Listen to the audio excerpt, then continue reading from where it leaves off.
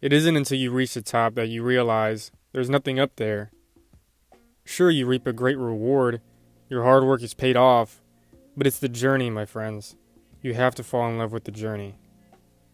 There's this really great story about climbing Mount Everest, and it's about enjoying the journey.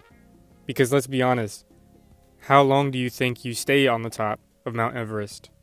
Maybe 20 to 30 minutes, an hour at most, but pretty soon, you're going to start heading back down.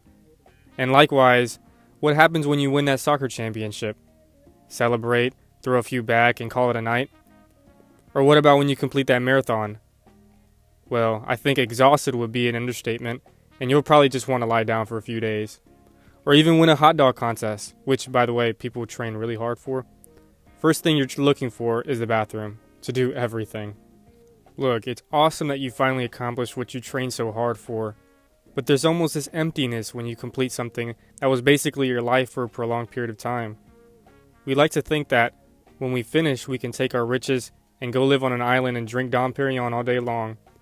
But if we were to actually do that, you'll see that it's quite boring. There would be absolutely no meaning to your life. Why get up? You did everything that you already wanted to do. There should never be an end, because there's a bliss in setting a goal and working for it. Waking up every morning with something on the agenda. There's really no better feeling than having direction. So never settle. Once you've reached your desired goal, set a higher one. Obviously not an unreachable goal, but something to push you that much more than your last. And that way you continue to grow. Because in the end, that's all we should aspire for, growth, in every aspect of our lives. Physically, mentally, emotionally, and spiritually. You're never going to reach an endpoint in any of those fields. If you think you have, go back to the drawing board. And you shouldn't want to, because then what? You've completed 100% of the game, hooray! And now what do you do for the remainder of your time here? Just because you're growing older doesn't mean you're growing wiser.